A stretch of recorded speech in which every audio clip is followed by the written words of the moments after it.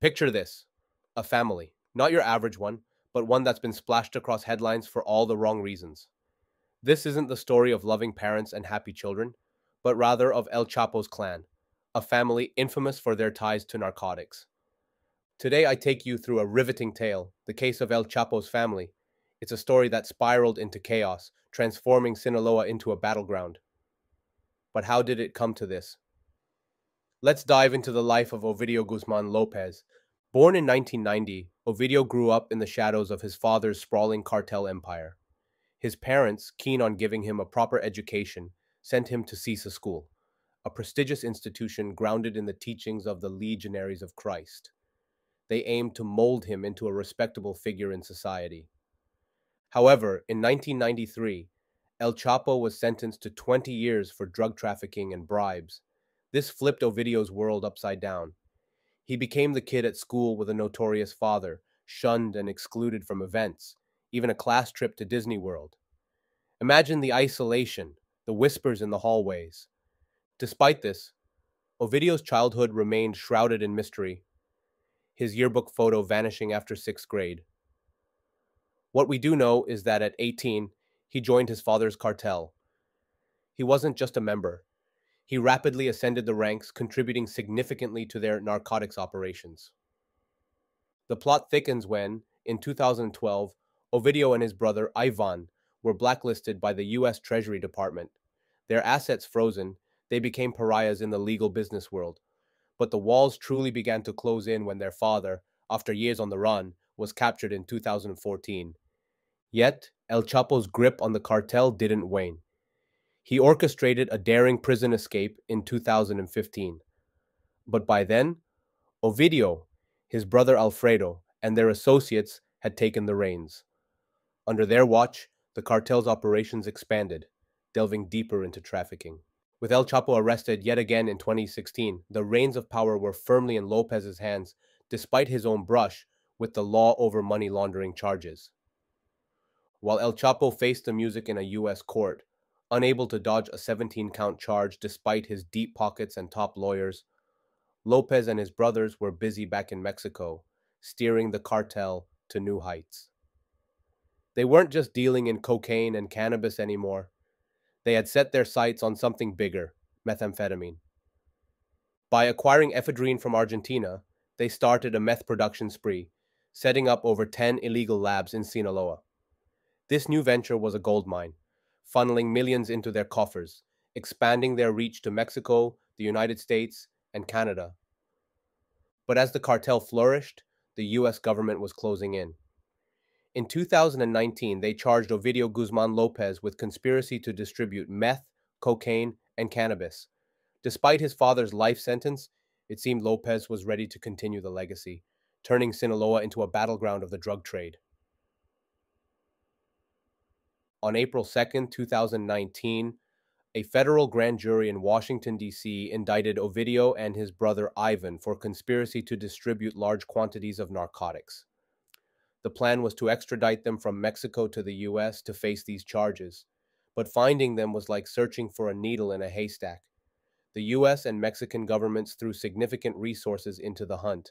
Finally, in October, Mexican security forces managed to apprehend Lopez and his brother, but capturing them was just the beginning. The true challenge was holding on to them amidst the chaos they commanded in Sinaloa. On the 17th of October, the tale takes a harrowing turn. The stage was set for a dramatic showdown. The Mexican forces had a clear mission: arrest El Chapo's sons, starting with Ivan. But in an unexpected twist, Ivan managed to outmaneuver the soldiers and called upon an army of sicarios for protection. The battle was about to escalate in a way no one could have predicted. As the forces neared Lopez's home in Culiacan, gunfire erupted. The Guzman cartel, holed up inside, unleashed a storm of bullets. Despite the intense firefight, the military breached the house and captured an unarmed Lopez. But this was just the beginning of an all-out war. News of Lopez's capture spread like wildfire, and the cartel's response was swift and terrifying. In a display of sheer power, cartel members swarmed the city in heavily armed vehicles, brandishing weapons that seemed straight out of a military arsenal. They set cars ablaze to blockade key roads, took over the airport, and seized government buildings. Their audacity knew no bounds as they freed numerous imprisoned traffickers, sending shockwaves across Mexico. This uprising was unprecedented. The security forces, despite their arsenal, were outmatched by the cartel's firepower. As an international observer noted, the authorities had no choice but to release Lopez. This incident, only second to El Chapo's infamous Altiplano prison escape, revealed a chilling truth. To tackle the Sinaloa cartel in Culiacan, one needed more than just force. A meticulously crafted long-term strategy was essential. The chaos in Culiacan, a stronghold of the Lopez-led Sinaloa gang, piled immense pressure on President Andres Manuel Lopez Obrador. He had taken office with a promise to quell the drug war, but now faced a country reeling under rising murder rates. Falco Ernst, a senior analyst with the International Crisis Group in Mexico, highlighted the grave implications of Lopez's release. It set a dangerous precedent, signaling that even the state and the army could be blackmailed. A viral video added fuel to the fire, showing cartel members intercepting a security channel and threatening retaliation against the military if Lopez wasn't released. Days later, Mexico's president faced criticism for his approach to the crisis. The release of Ovidio Guzman Lopez wasn't just a momentary lapse. It was a testament to the immense power wielded by the Sinaloa cartel, a power that could bring a nation to its knees. In the aftermath of the chaos, the streets of Baja California were ablaze, with at least 30 vehicles set on fire. This act of defiance shut down trade and travel, causing a standstill that lasted hours. Meanwhile, messages from the Jalisco New Generation cartel circulated on social media, imposing a curfew and threatening anyone who dared to venture outside. In the center of this storm stood Ovidio Guzman Lopez. Following the failed arrest attempt at his home, Mexican President Andres Manuel Lopez Obrador stood by his decision to release Lopez, asserting it was to protect the citizens. "You cannot fight fire with fire," he stated, emphasizing that the capture of a drug lord should not outweigh the lives of the people. While El Chapo remains incarcerated in the United States, serving a life sentence plus 30 years at Colorado's ADX Florence Supermax prison, the whereabouts of Lopez Guzman, Ivan Guzman, and Ismael Zambada Garza remain a mystery to both Mexican and American authorities.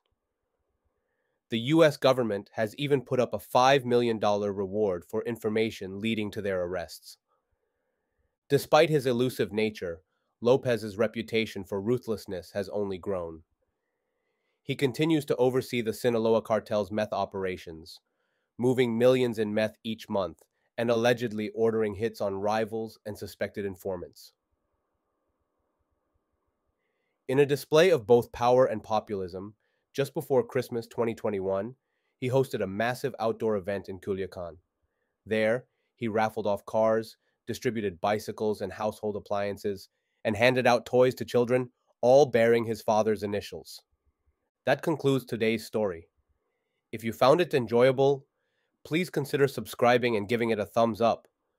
Thank you for tuning in, and I wish everyone a safe day ahead.